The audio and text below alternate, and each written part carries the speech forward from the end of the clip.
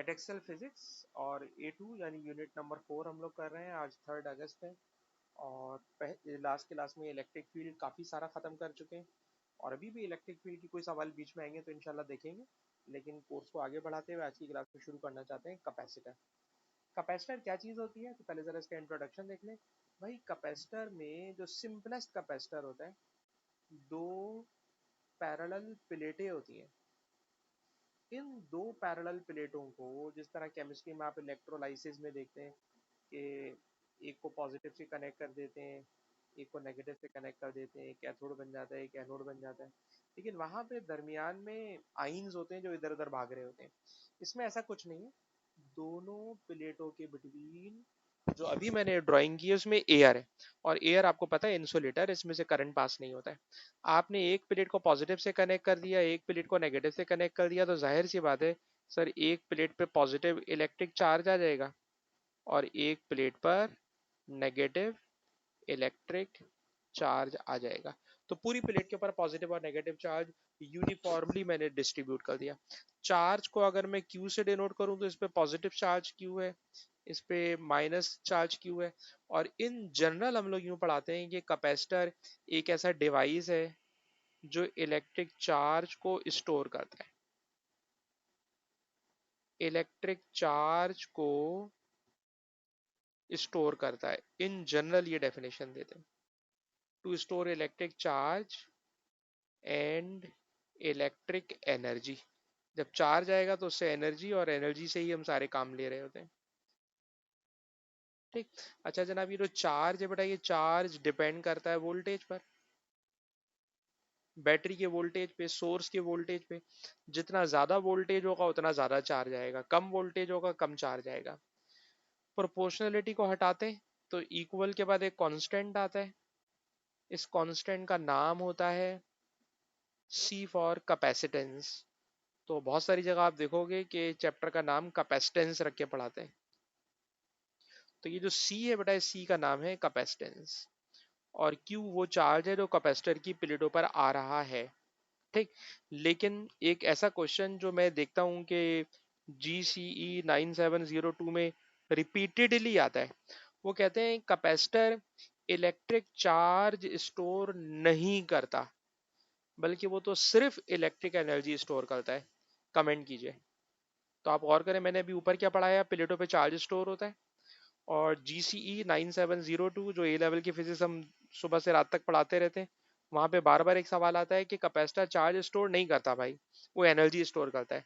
इसका क्या मतलब है, तो जरा मतलब देखिए। मतलब भाई ये है कि एक प्लेट पे पॉजिटिव चार्ज है बेटा, दूसरी प्लेट पे नेगेटिव चार्ज है। तो अगर मैं पूछूं कि पूरे कैपेसिटर पे टोटल चार्ज कितना है, तो सही बात है सर, टोटल करेंगे ना, एक पे पॉजिटिव है एक पे नेगेटिव है, तो टोटल चार्ज हो जाएगा 0। ठीक। तो वाकई ओवरऑल कैपेसिटर पर जो टोटल चार्ज होता है वो 0 होता है, क्योंकि दोनों प्लेटों पर इक्वल और अपोजिट नेचर चार्ज होता है। लेकिन जब हम इनकी दोनों प्लेटों पर पॉजिटिव और नेगेटिव चार्ज को सेपरेट करते हैं बैटरी लगाकर, work done per unit charge, आपको पता है वोल्टेज का मतलब work done per unit charge, तो मैं यूं लिखूंगा, the work done per unit charge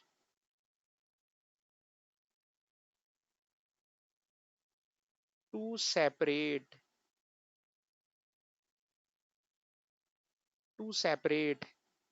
equal and opposite charge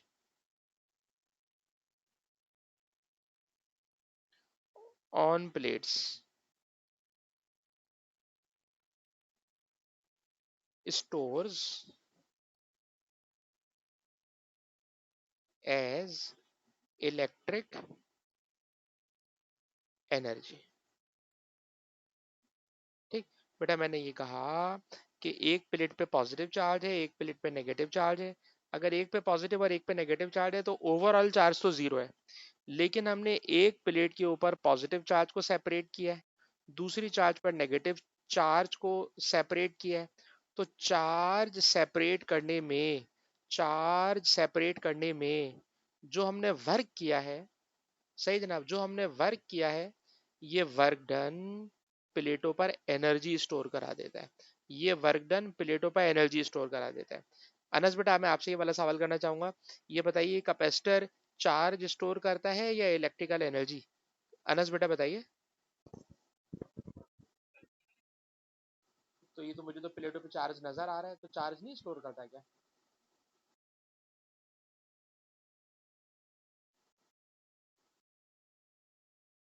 हाँ, और ओवरऑल टोटल चार्ज जीरो होता है, क्योंकि पॉजिटिव नेगेटिव टोटल करूंगा तो जीरो हो जाएगा। तो ये वाला जो फॉर्मूला है Q is equal to C V, ये देखा जाए तो ये उस चार्ज का फॉर्मूला है जो एक प्लेट पर आता है। ठीक है ना? तो आप ये समझ लें कि जो हम चार्ज कैलकुलेट कर रहे हैं, जो फार्मूला लगा रहे हैं Q equal to C V, ये एक प्लेट पर स्टोर होने वाला चार्ज है। ठीक है जी, बेहतरीन आपने समझाया हमें। अच्छा बेटा और आगे चलें, ये जो फार्मूला है Q is equal to C V, इसमें मैंने बताया कि ये जो C है, इस C का नाम है कैपेसिटेंस। क्वेश्चन सर कैपेसिटेंस की डेफिनेशन दें। तो देखो यार, हर टॉपिक की ना डेफिनेशन दो तरह की होती है, एक कॉन्सेप्चुअल और एक रटने वाली। मैथमेटिकल, मैथमेटिकल एग्जामिनर को ज़्यादा पसंद है। तो मैथमेटिकल में चले। ये बताइए, अगर बेटा मैं सी को सब्जेक्ट बना लूँ, तो C equal to Q upon V. और जब मैंने क्यू अपॉन वी बना लिया, तो आपको पता है अपॉन को नोट्स की जुबान में पढ़ते हैं पर यूनिट। ठीक है? तो हम कह सकते हैं charge per unit voltage. Voltage का प्रॉपर नाम है पीडी। तो पूरा नाम बन गया चार्ज यानी क्यू डिवाइडेड बाय यानी पर unit charge per unit voltage का प्रॉपर नाम PD. Charge per unit applied PD. Charge per unit applied PD is called capacitance of capacitor. तो एग्जाम में अगर आएगी तो आप ये मैथमेटिकल डेफिनेशन लिखोगे। लेकिन कोई बच्चा बोले सर इसका मतलब तो बताएं क्या, तो जरा मतलब सुने। मतलब होता है यार, कैपेसिटेंस को उर्दू में हम लोग कहते हैं गुंजाइश। तो कोई कैपेसिटर अपनी प्लेटों पर कितना चार्ज स्टोर कर सकता है जब मैं उस पर 1 वोल्ट पीडी अप्लाई करूं, ये स्टैंडर्ड है। आप किसी कैपेसिटर को 1 वोल्ट का पीडी दें, ठीक है जनाब, और 1 वोल्ट का पीडी देकर चेक करें वो कितना चार्ज स्टोर कर सकता है। तो 1 वोल्ट के पीडी से the ability of storing electric charge by 1 volt PD, it is called its capacitance। 1 volt की बैटरी से कैपेसिटर की प्लेटों पर जितना चार्ज स्टोर हो सकता है, इस बात की गुंजाइश, इट इज कॉल्ड कैपेसिटेंस। इसको और आसान करके बताऊं, कि हम लोग अपने घरों में जो मोटर यूज करते हैं, पंखा यूज करते हैं, और इसके मुकाबले में एसी यूज करते हैं, तो जो पंखे का कैपेसिटर होता है ना, वो इतना छोटा सा होता है कि मैं उसको फिंगर और थंब के बिटवीन में आराम से होल्ड कर सकता हूँ। बहुत छोटा सा कैपेसिटर होता है। और पंखे की जो बॉडी है उसके ऊपर जो पाइप लगा होता है, पाइप के अंदर वो छोटा सा कैपेसिटर लग जाता है। लेकिन अगर आप एसी का कैपेसिटर देखें ना, तो एसी का कैपेसिटर जो पानी पीने का जग है, ठीक है, यानी 1 लीटर का जग, इतना बड़ा भी मैंने देखा है। और पानी पीने का जो गिलास है, ठीक है जनाब, जो 250 ml का गिलास होता है, इतना बड़ा भी मैंने कैपेसिटर देखा है। तो वो जाहिर सी बात है, डिपेंड करता है एसी कितना बड़ा है। तो जितना बड़ा एसी होता है उसको उतना ज़्यादा करंट चाहिए होता है, उसको उतना ज़्यादा चार्ज चाहिए होता है। तो उसमें हम जो कैपेसिटर लगाते हैं ना, ये कैपेसिटर का भी काम थोड़ी देर में मैं आपको समझाऊंगा। ये हर इलेक्ट्रिकल इंस्ट्रूमेंट में, जहाँ एसी को डीसी में कन्वर्ट कर रहे होते हैं ना, पंखा मोटर हर जगह ये कैपेसिटर की जरूरत तो हमें पड़ती है। तो जितनी ज़रूरत होती है उसके लिहाज से उसका कैपेसिटर लगाते हैं। तो जो कैपेसिटर एसी का होगा उसकी कैपेसिटेंस बहुत ज़्यादा होगी, बहुत बड़ी बड़ी प्लेटें लगी होंगी। जो पंखे का कैपेसिटर होगा वो छोटा सा होगा, उसमें छोटी सी प्लेटें लगी होंगी। तो कोई भी कैपेसिटर 1 वोल्ट के पीडी से जितना चार्ज स्टोर कर सकता है, वो उसकी कैपेसिटेंस कहलाती है। लाइबा आपसे हम सवाल करने जा रहे हैं, मैं पहले रिपीट कर लूँ फिर आपसे पूछूंगा सवाल। कैपेसिटेंस क्या होती है? सर एग्जाम में तो हम लिखेंगे charge per unit applied PD, it is called capacitance of capacitor. मतलब क्या होता है? सर मतलब होता है कि सर किसी कैपेसिटर को ना 1 वोल्ट की बैटरी से कनेक्ट करें और चेक करें कि वो कितना चार्ज स्टोर कर सकता है। पंखे का कैपेसिटर बहुत छोटा होता है, वो बहुत थोड़ा सा चार्ज स्टोर कर सकता है। एसी का कैपेसिटर बहुत बड़ा होता है, वो बहुत सारा चार्ज स्टोर कर सकता है। तो ये डिपेंड करता है उसके साइज पर। लाइव बेटा हमें बताएं कैपेसिटेंस क्या चीज होती है?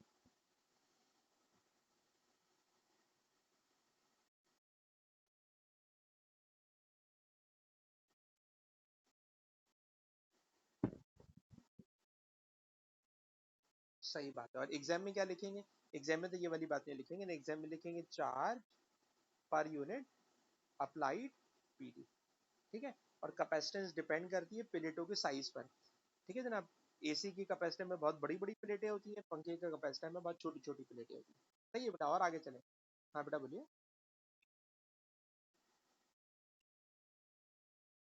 हाँ हाँ हाँ हाँ हाँ हाँ हाँ।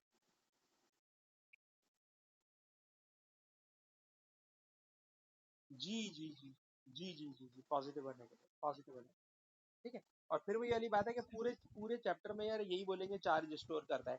वो सिर्फ पहले लेक्चर की पहली क्लास में बोलते हैं कि भाई वो एनर्जी स्टोर करता है। और आपस की बातें, प्लेट पे जो चार्ज आ रहा होगा उसी चार्ज से ही एनर्जी बना के हम लोग पंखा चला रहे हैं, मोटर चला रहे हैं, वगैरह वगैरह। ठीक है।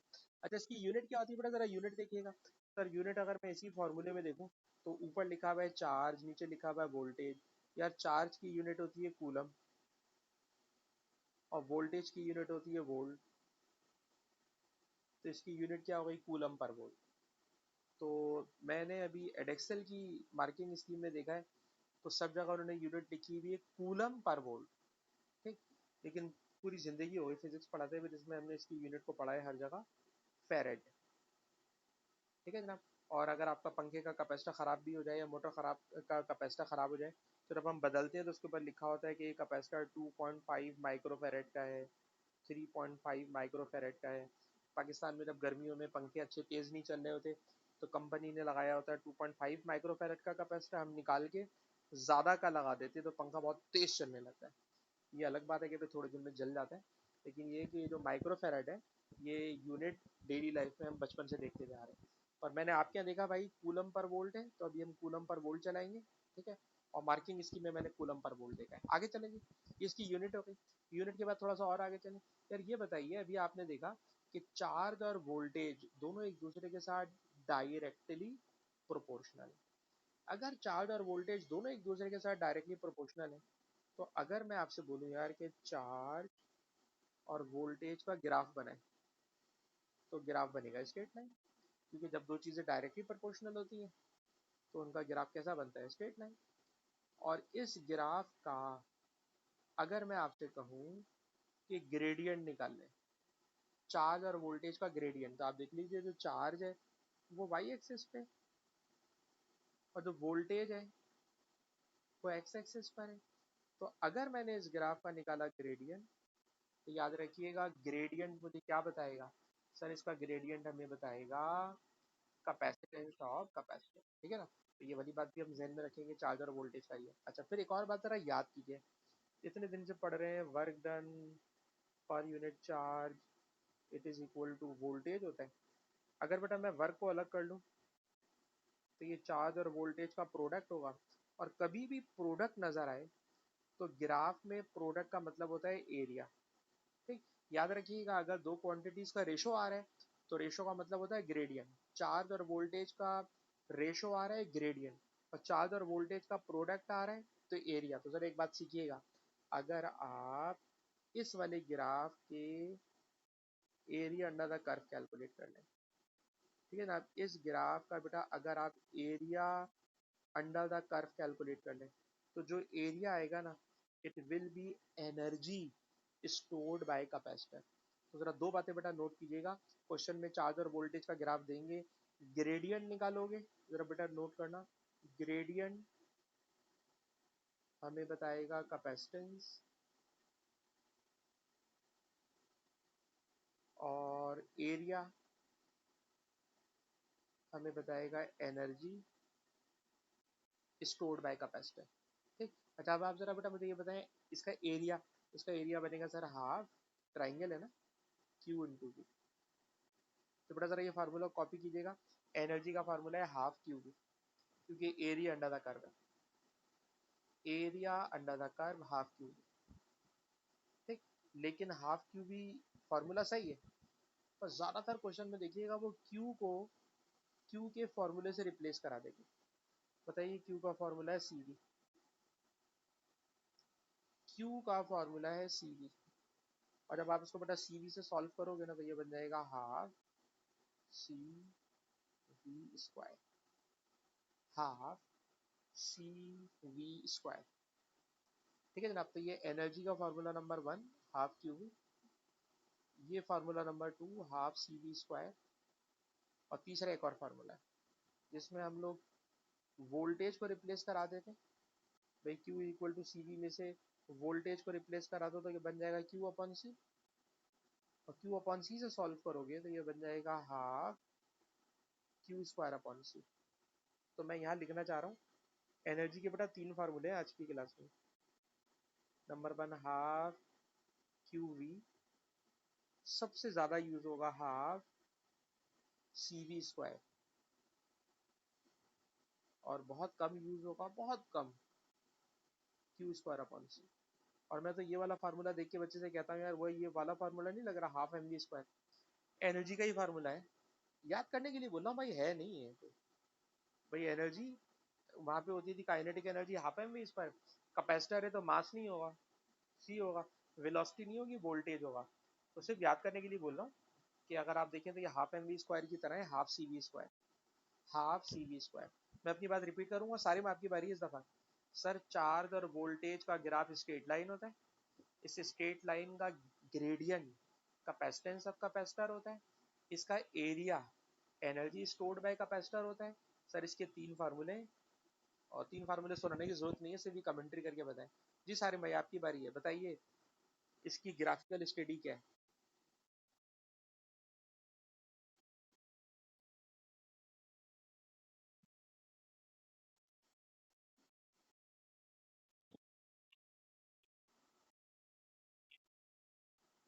बस सही, बस सही, ठीक है जनाब।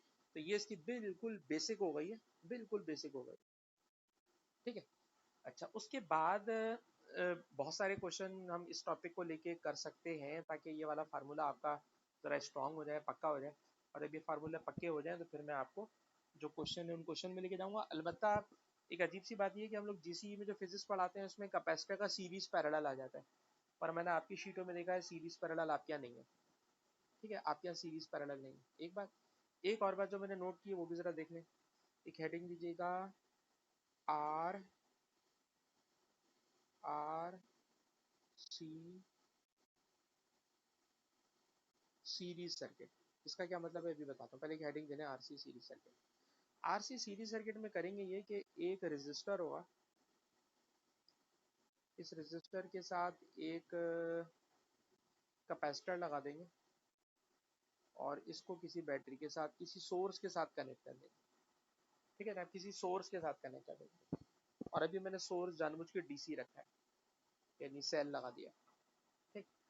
अच्छा अब आप देखिए कि जैसे ही मैं इसको इससे कनेक्ट करूंगा तो इस कैपेसिटर की प्लेट पे पॉजिटिव चार्ज आने लगेगा, इस कैपेसिटर की प्लेट पे नेगेटिव चार्ज आने लगेगा। ये जो रेजिस्टर है इसकी रेजिस्टेंस आर है, ये जो कैपेसिटर है इसकी कैपेसिटेंस सी है। और ऐसा नहीं होता कि जैसे मैं स्विच ऑन कर दूंगा कैपेसिटर फौरन भर जाता है। कैपेसिटर टाइम लेता है अपने अंदर चार्ज स्टोर करने में, कैपेसिटर टाइम लेता है अपने अंदर चार्ज स्टोर करने में। कैपेसिटर में चार्ज स्टोर होता रहेगा, होता रहेगा, होता रहेगा, और एक वक्त ऐसा आएगा कि कैपेसिटर अपनी कैपेसिटेंस के अकॉर्डिंगली फुली चार्ज हो जाएगा। सही है ना।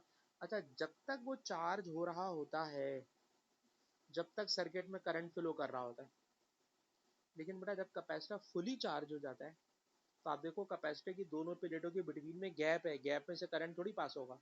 तो जब तक कैपेसिटर अपनी प्लेटों पे चार्ज स्टोर कर रहा है, जब तक रेजिस्टर में से करंट पास हो रहा है। ठीक है, लेकिन कुछ देर के बाद जब कैपेसिटर फुली चार्ज हो जाता है तो जनाब करंट का फ्लो स्टॉप हो जाता है। ठीक। अच्छा अब जरा एक मसला सुनना, मसला ये है कि जब बैटरी इस कैपेसिटर को चार्ज कर रही होगी, करंट दे रही होगी, एनर्जी दे रही होगी, तो कहते हैं जितनी एनर्जी बैटरी सप्लाई करती है, जितनी एनर्जी बैटरी सप्लाई करती है, फॉर एग्जांपल इस बैटरी का वोल्टेज भी है, तो energy supplied by battery it is equal to Q V. ठीक है ना, चार्ज इनटू वोल्टेज। लेकिन जितनी एनर्जी स्टोर हो रही है, इन कैपेसिटर वो है हाफ क्यू भी, अभी भी देख कर आए। तो सारी मेरा आप बताना कॉमन सेंस लगा के, वो जो आधी एनर्जी वो कहाँ चली गई? बैटरी ने एनर्जी भेजी 50 जूल, क्यू इंटू वी। उसी क्यू इंटू वी की आधी एनर्जी कैपेसिटर को मिलती है, आधी मिलती है, पूरी कभी भी नहीं। बाकी आधी कहाँ चली गई? डायग्राम देखोगे तो समझ में आ जाएगी बात। हाँ, रजिस्टर को ना गर्म कर देती है, रजिस्टर को गर्म कर देती है। ठीक है, तो कभी भी चार्जिंग करेंगे तो रजिस्टर गर्म हो जाएगा। ठीक है। अच्छा, अब आप ये बताइए, फॉर एग्जांपल मैंने कैपेसिटर को फुल्ली चार्ज कर लिया। चार्ज करने के बाद अब मैंने क्या करा, जरा सुनना। सर मैंने ना ये जो बैटरी है, बैटरी हटा दी, या बीच में मैंने कोई वो लगाया हुआ था, स्विच लगाया था, स्विच मैंने ओपन कर दिया। तो अब ये जो कैपेसिटर है ना, इसने जितनी एनर्जी स्टोर की हुई है, जितना चार्ज इसने स्टोर किया हुआ है, अब ये डिस्चार्ज करना शुरू कर देता है। कैपेसिटर ने जितनी एनर्जी स्टोर की है, जितना चार्ज स्टोर किया है, ये चार्ज डिस्चार्ज करना शुरू कर देता है। ठीक। फॉर एग्जांपल कैपेसिटर में जो टोटल चार्ज आ सकता था वो था Q0। Q0 चार्ज था जो उसमें मैक्सिमम आ सकता था। अब वो डिस्चार्ज हो रहा है। तो कह रहे हैं जब वो डिस्चार्ज हो रहा होता है ना, तो एक फार्मूला है जो मैंने आपके यहाँ देखा है कि बहुत ज़्यादा यूज़ करवा रहे हैं। ये फार्मूला आपके लिए होगा काफ़ी अजीब सा, ज़रा पहले इस फार्मूले को लिखना सीखें, फिर मैं आपको बताऊंगा ये है क्या। पहले बेटा ज़रा ये फार्मूला लिखें, फिर मैं आपको बताऊँ क्या चीज़ है।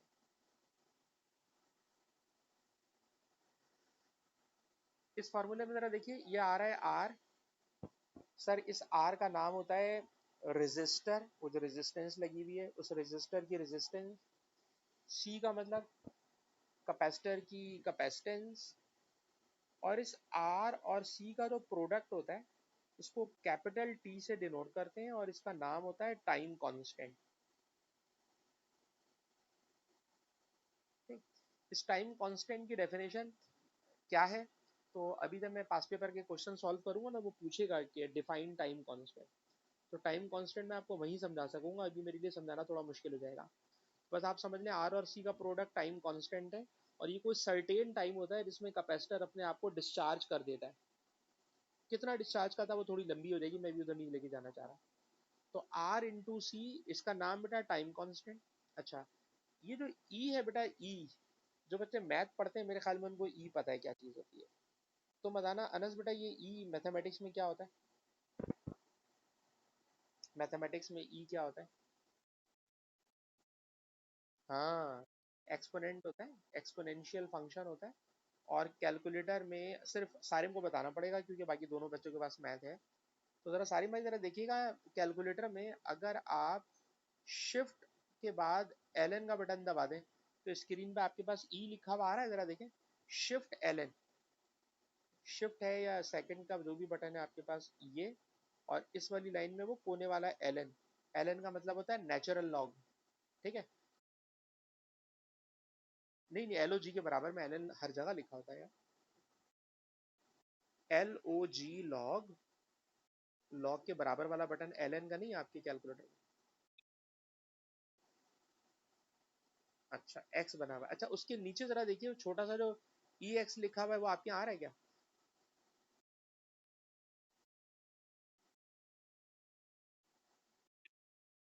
नहीं नहीं, ऐसा हो नहीं सकता ना। एल ओ जी के बराबर में एल एन, मतलब कैलकुलेटर साइंटिफिक है, साइन कॉस टेन लिखा हुआ उसके अंदर। तो साइन कॉस टेन लिखा था, एल एन क्यों नहीं लिखा होगा यार? तो मुझे व्हाट्सएप पे पिक्चर लेके दिखा सकते हो? मिल गया। अब तुम ऐसा करो, शिफ्ट और एल एन का बटन दबाओ तो कैलकुलेटर की स्क्रीन पे ई लिखा हुआ आता है। बस सही है, इसी का नाम भाई एक्सपोनेंशियल का बटन है। यानी समझ लो, जिस तरह साइन का बटन होता है, जिस तरह कॉस का बटन होता है, जिस तरह टेन का बटन होता है, इसी तरह समझ लो ई का बटन होता है। ठीक, इसका पूरा नाम होता है एक्सपोनेंशियल। तो ये एक्सपोनेंशियल हो गया।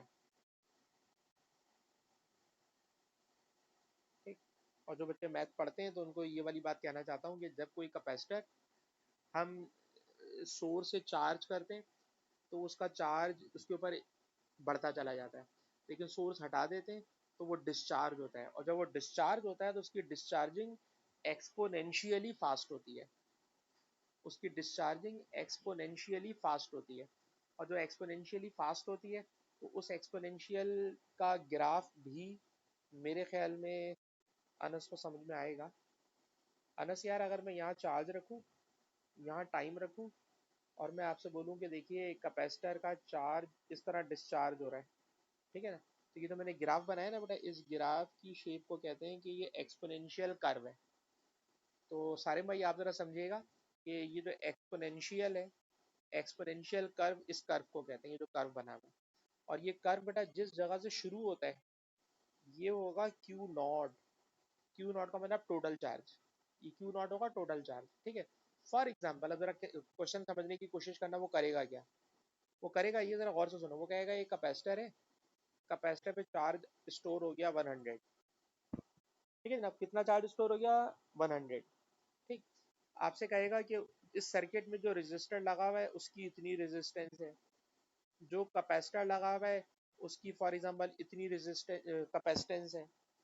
फिर आपसे कहेगा यार ये बताओ, इतने सेकंड के बाद, इतने सेकंड के बाद कैलकुलेट चार्ज, कितना चार्ज डिस्चार्ज हो गया। तो ये जब मैं सवाल कराऊंगा ना, वहाँ पे आपको सारी बिल्कुल आराम से कैलकुलेशन कराऊंगा, आप परेशान मत होइएगा। अभी आपको सिर्फ मैंने हल्का सा इंट्रोडक्शन दिया है कि कुछ ऐसा होगा, लेकिन जब स्क्रीन पे मैं सवाल लेकर आऊंगा तो मैं आपको बहुत आराम से ये क्वेश्चन समझाऊंगा, ठीक है। अलबत्ता इस कैलकुलेटर को मैं साइड में कर रहा हूँ। ये आखिरी फार्मूला है का, हाँ बेटा बोले अनस। मैक्सिमम चार्ज होगा जो उसने स्टोर किया था कैपेसिटर ने, ठीक है। अच्छा चलिए, मैं अनस आपसे ये वाला सवाल करूंगा क्योंकि आपने मुझसे सवाल किया, सुनिए। कहते हैं सर, अगर एक रेजिस्टर को कैपेसिटर के साथ सीरीज में कनेक्ट कर दें तो सर्किट का नाम होता है R C series circuit. Parallel तो आपके है ही नहीं ना, R C series circuit. Sir इसमें जो सोर्स होगा ना, उसके साथ जब मैं कनेक्ट करूंगा तो सोर्स एनर्जी देगा, और कैपेसिटर की प्लेटों पे चार्ज आने लगेगा, आने लगेगा, आने लगेगा। एक वक्त ऐसा आएगा कि कैपेसिटर अपनी गुंजाइश के मुताबिक मैक्सिमम चार्ज पे पहुंच जाएगा। और याद रखिएगा, मैं मैक्सिमम बोल रहा हूँ, मैं ये नहीं बोल रहा कि उसके अंदर जितना चार्ज आ सकता था वो 100%, वो ये जो कैपेसिटर है ना, ये कभी भी 100% चार्ज होता भी नहीं है, ठीक है। तो जितना वो कर सकता है उसने उतना चार्ज स्टोर कर लिया, जितना कर सकता है, ठीक है। तो जो मैक्सिमम चार्ज वो स्टोर कर सकता है, it is called Q naught. Q not क्या है, कोई कैपेसिटर जितना मैक्सिमम चार्ज स्टोर कर सकता है, it is called Q not.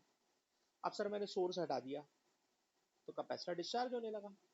जब कैपेसिटर डिस्चार्ज हो रहा है तो चार्ज कम होते होते होते होते होते होते उसका चार्ज कम हो रहा है। चार्ज का कम होना सर एक्सपोनेंशियली डिस्चार्ज हो रहा होता है, और जो एक्सपोनेंशियली डिस्चार्ज हो रहा होता है उसका फॉर्मूला है Q is equal to Q naught E minus one upon R C into T. बस ये फार्मूला है। फिर अब सवाल करेंगे जब भी समझ में आएगा ये फार्मूला कैसे चलता है। हाँ यार अनस, कुछ भी बोल के बताओ, क्या है ये आरसी सीरीज सर्किट।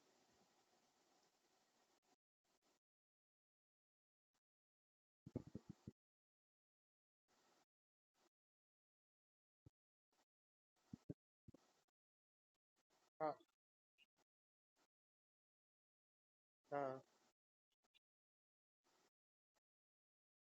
हाँ, सही। हाँ सही।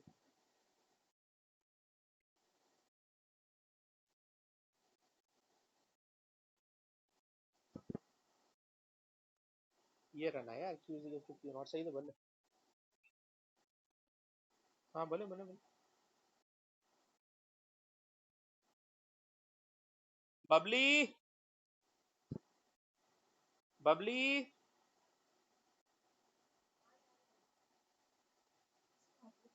फोन के तो दोस्त है। ठीक है बेटा, बिल्कुल आपने सही बताया, तो बिल्कुल सही बताया, ठीक है जी।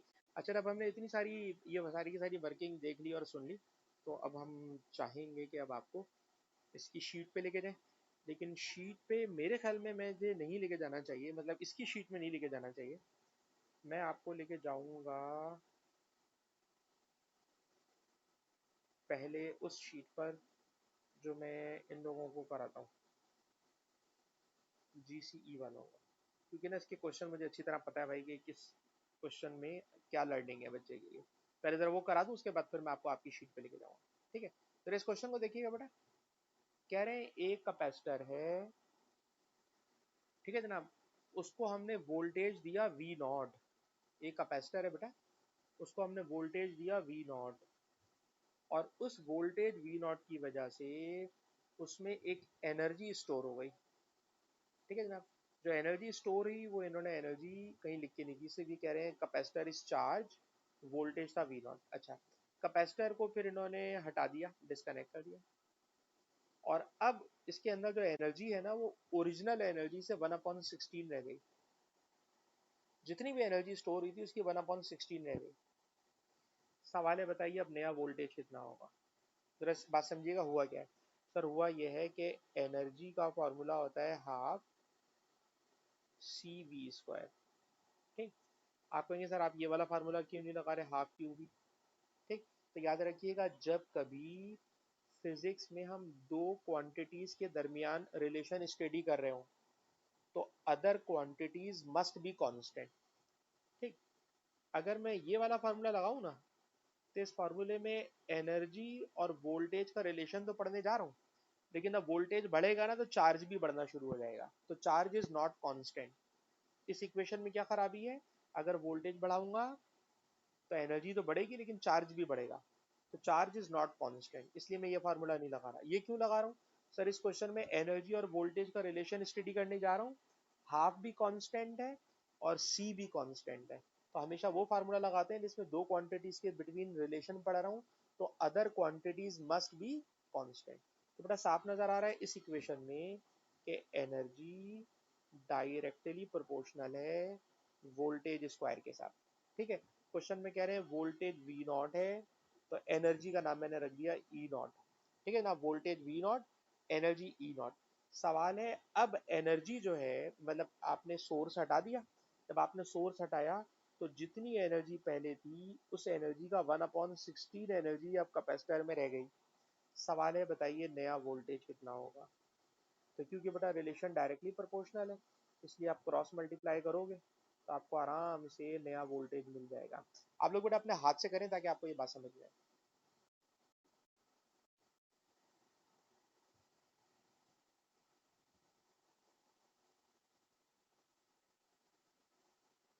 जब कैपेसिटर को वी नॉट वोल्टेज से कनेक्ट किया तो उसमें एनर्जी आ गई ई नॉट।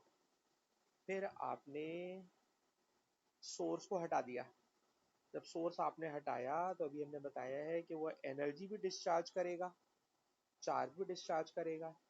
जब उसने एनर्जी और चार्ज डिस्चार्ज कर दिया तो उसकी एनर्जी रह गई 1/16। जब एनर्जी 1/16 रह गई तो सवाल है नया वोल्टेज कितना होगा।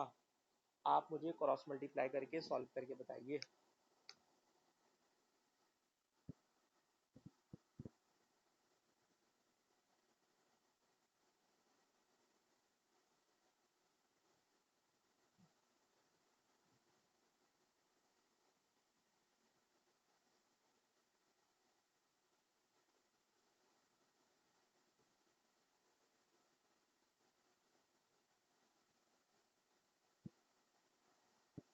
जी सारे भाई क्या आंसर आ रहा है।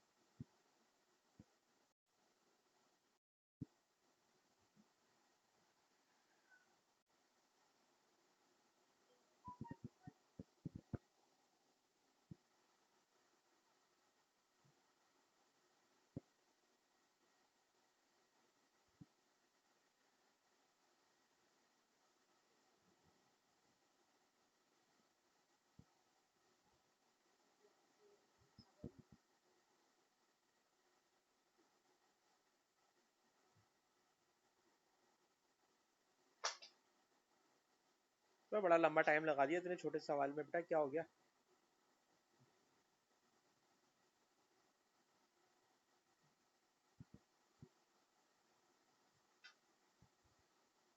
मैं कर दूं सारे में। अबे यार, क्रॉस मल्टीप्लाई में तुम लोग बहक गए। अनस तुमसे भी नहीं हुआ।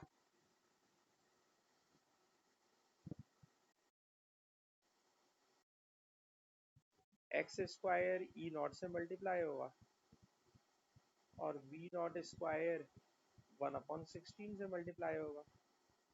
सर दोनों तरफ ई नॉट से ई नॉट कैंसिल हो जाएगा।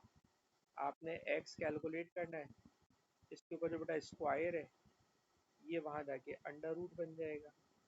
वी नॉट का स्क्वायर करोगे, अंडर रूट से स्क्वायर कैंसिल तो खाली वी नॉट, और 16 का अंडर रूट करोगे तो 16 का अंडर रूट 4, तो इसका रिजल्ट हो जाएगा वी नॉट अपॉन 4। तो नया वोल्टेज होगा वी नॉट अपॉन 4। तो मैंने आपको इस फार्मूले की प्रैक्टिस करा दी बेटा, कि हाफ सी वी स्क्वायर। अच्छा बेटा, आपसे पूछूंगा लाइबा, मैंने हाफ क्यू वी वाला फार्मूला क्यों नहीं लगाया?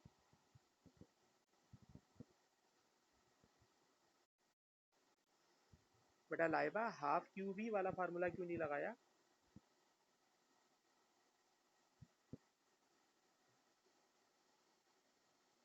अनस बेटा, आप हमें बताएं, हाफ क्यू वी वाला फार्मूला मैंने क्यों नहीं लगाया?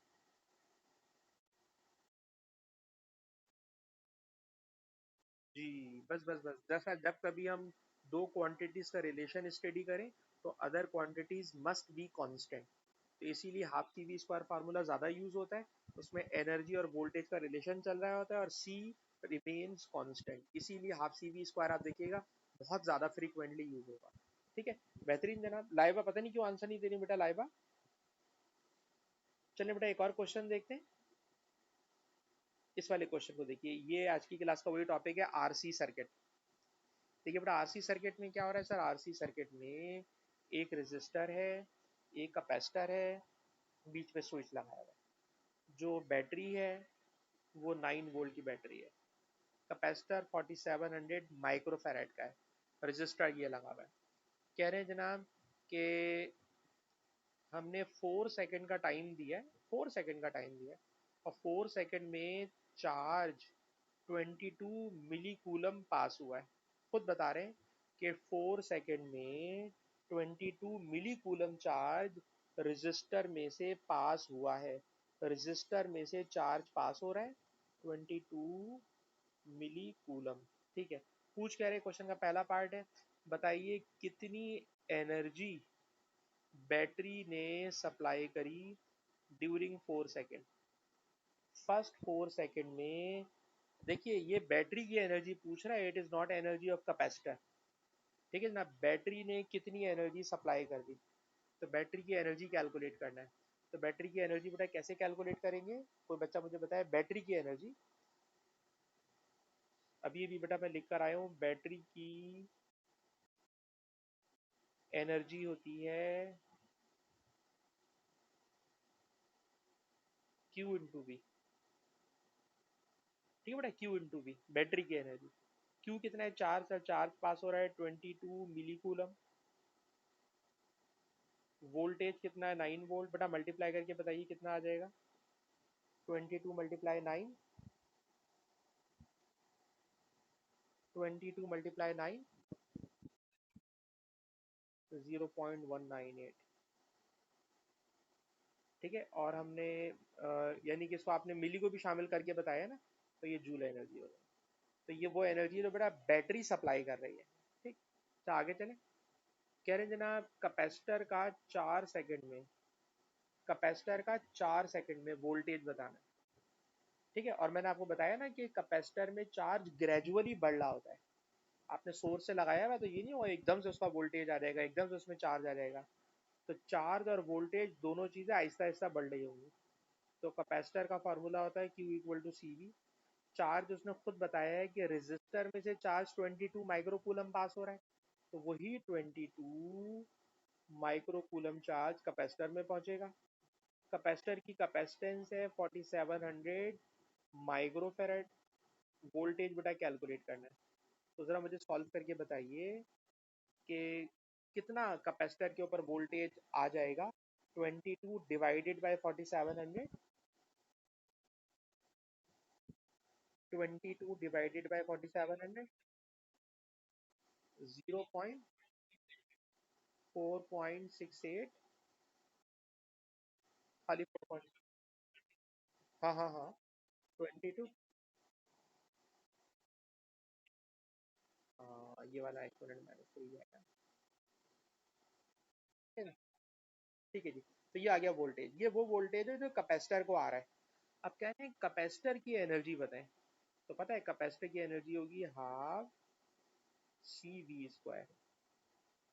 Half C V square, C for capacitance.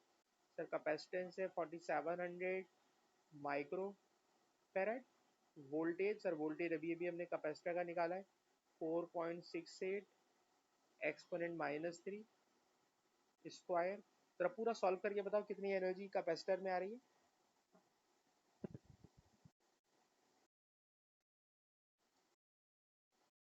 5 point दोबारा बोले, 5 पॉइंट -8। ठीक, अब आप ये देखो कि बैटरी ने जितनी एनर्जी भेजी, बैटरी की एनर्जी थी 0.198, ये एनर्जी ज़्यादा है। और जितनी एनर्जी कैपेसिटर में आई वो एनर्जी बहुत कम है। तो सवाल है, आपने पहले एनर्जी निकाली फिर दोबारा एनर्जी निकाली, ये दोनों डिफरेंट क्यों है? तो आपको याद है ऐसा, जितनी एनर्जी बैटरी भेजती है सेम एनर्जी कैपेसिटर में नहीं आती है, बल्कि बहुत सारी एनर्जी रेजिस्टर को गर्म करने में ज़ाया हो जाती है। सर जितनी एनर्जी सोर्स भेजता है वो सारी एनर्जी कैपेसिटर में स्टोर नहीं होती, बल्कि बहुत सारी एनर्जी ज़ाया हो जाती है रेजिस्टर को गर्म करने में। ठीक है जी। अच्छा जी, ये मैंने दो सवाल आपको बेटा जीसीई के करा दिए, और जीसीई के कराने के बाद मैंने जो एडेक्सल की शीट आपके लिए निकाल के रखी हुई है, मुझे इस पे चले जाना चाहिए। ये एडेक्सल की शीट आ गई, और ये जो एडेक्सल की शीट है, इस शीट में ज़रा यहाँ से आ जाए। ठीक, ज़रा देखिएगा बेटा इसके अंदर भी, ज़रा देखिएगा बेटा अनस, लेफ्ट साइड वाली प्लेट पे उसने लिखा है +3.3, राइट वाले पे लिखा -3.3। तो आप समझ रहे हैं दोनों के ऊपर पॉजिटिव नेगेटिव इक्वल चार्ज आया हुआ है। उसके बाद यूनिट आप देख लीजिए, जिसने एफ लिखी हुई है, एफ लिखी हुई है, एफ का मतलब यूनिट फेरेड है। स्मॉल एन लिखा हुआ है तो उसका मतलब है नैनो फेरेड है। ठीक है ना। क्वेश्चन के अंदर कह रहे हैं calculate EMF of battery, battery की ईएमएफ बतानी है, बैटरी की ईएमएफ बतानी है। तो यार फार्मूला होता है Q equal to C V. Q है चार्ज, सर चार्ज आ रहा है 3.3 micro coulomb, 3.3 micro coulomb it is charge. Sir capacitance है 220 नैनो फेरेड, ये लिखा बेटा नैनो फेरेड, तो मैंने नैनो लिख दिया, वी कैलकुलेट करना है। जरा वी कैलकुलेट करके बताएं, it will be EMF of battery.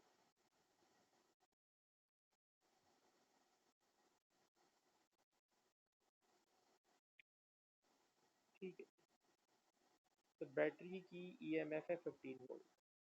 ठीक, फिर कह रहे हैं कि कैपेसिटर ने कितनी एनर्जी स्टोर की। तो यार एनर्जी का सबसे अच्छा फार्मूला होता है हाफ एम वी स्क्वायर की तरह हाफ सी वी स्क्वायर।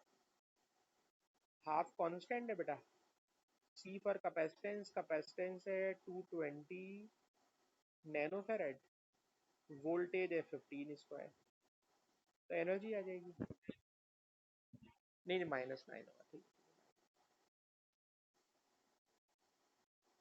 हाँ जनाब, हाफ सी वी स्क्वायर। अच्छा, 2.47 को 2.5 ले लेता हूँ, -5 है।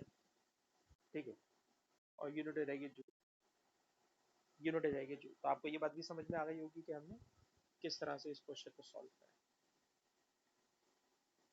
ठीक है जी।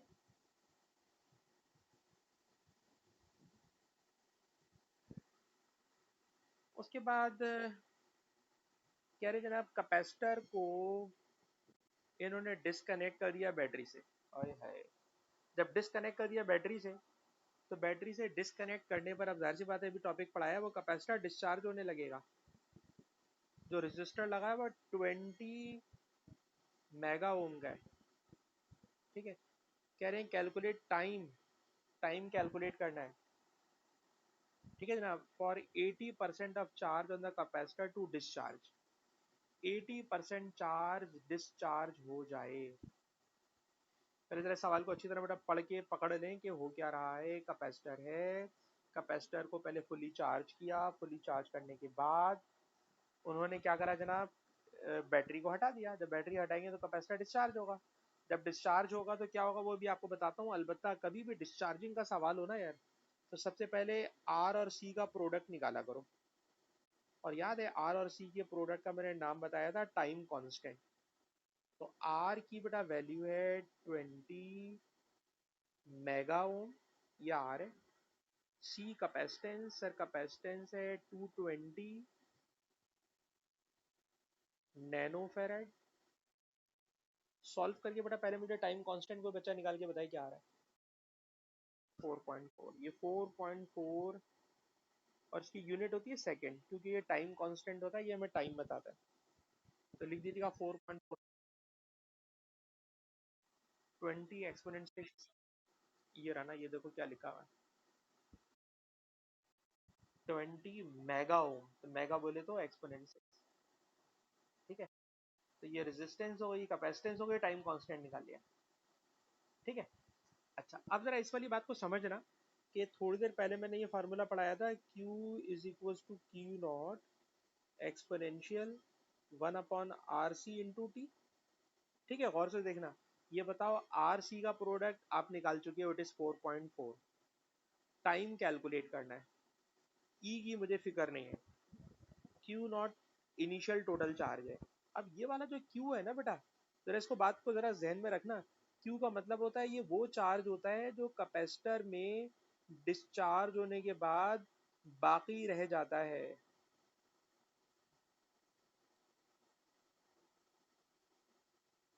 ठीक, कैपेसिटर जब डिस्चार्ज हो गया, तो जो कैपेसिटर में चार्ज रह गया, ये वो वाला चार्ज होता है। तो लाइबा बेटा, आप अपना माइक्रोफोन हमें चेक कराएं। लाइबा, लाइबा हमें रिप्लाई कीजिए। लाइबा हमें नहीं बता रही।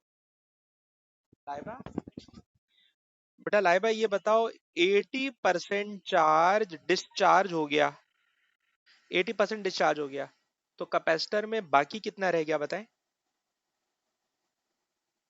कितना बाकी रह गया बेटा? 80% डिस्चार्ज हो गया तो कितना बाकी रह गया? तो इसका आंसर होगा 20% ऑफ ओरिजिनल चार्ज।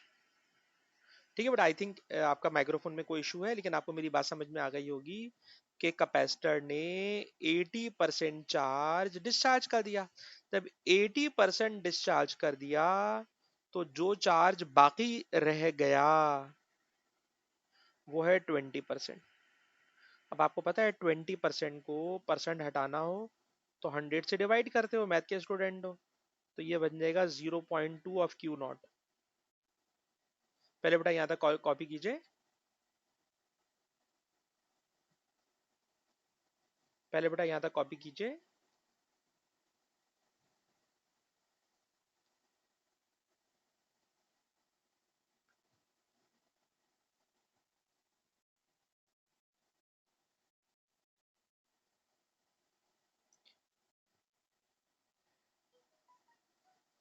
हाँ बेटा, कॉपी कर लिया।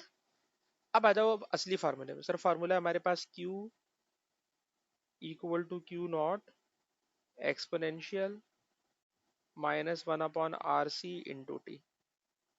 ठीक, ये बताओ बेटा, जहाँ Q लिखा है, Q की जगह लिखिएगा 20% ऑफ क्यू नॉट। ये वाला क्यू नॉट ऐसे ही है, और जहाँ RC लिखा है बेटा, RC की जगह मैंने लिख दिया 4.4 T, ऐसे ही बेटा कॉपी कीजिए। Q is equal to 0.2 time Q naught. Q naught is the total charge, और ये वाला Q जो कैपेसिटर में बाकी रह जाता है, तो 20% बाकी रह गया, 80% डिस्चार्ज हो गया। अब आप अगर देखें तो आइदर साइड Q नॉट से Q नॉट क्या हो गया? कैंसिल।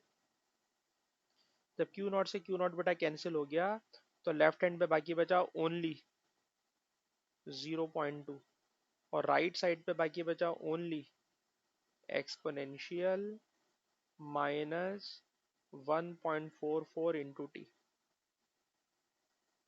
Q नॉट से बेटा Q नॉट कैंसिल हो गया। अनस, अब तो मुझे बताओ बेटा, कभी भी मैथमेटिक्स में E आ जाए तो इस E को कैसे खत्म कराते हैं? किसी मैथमेटिकल इक्वेशन में E आ जाए तो बेटा बताइए, E को बेटा कैसे खत्म कराते हैं? अनस, अच्छा, लाइबा बेटा आप हमें बता सकती हैं, कभी भी E को खत्म करना हो तो क्या करते हैं? लाइबा, इस ई को बेटा खत्म करने के लिए क्या करते हैं? जी, इन्होंने सही बात बताई है। सर जब कभी ई खत्म होता है ना, तो दूसरी तरफ एल एन आ जाता है। ई खत्म करते हैं तो अदर साइड पे एल एन आ जाता है। ई खत्म हो जाएगा, ये नंबर नॉर्मल लिखा जाएगा 1/4.4 इंटू टी। और ई खत्म होता है तो बेटा दूसरी तरफ एल एन आ जाता है। एल एन का मतलब नेचुरल लॉग। तो सारी बेटा आपके लिए तो बिल्कुल ही अजीब सी बात है, पर सीखें, कभी भी ई खत्म करेंगे तो ई खत्म होते ही दूसरी तरफ एल एन लग जाएगा बस। अब मुझे लाइबा बेटा आप ही कैलकुलेटर में एल एन 0.2 बताइए क्या आ रहा है। कैलकुलेटर में एल एन का बटन दबाएं, 0.2 का बटन दबा दें, क्या आ रहा है?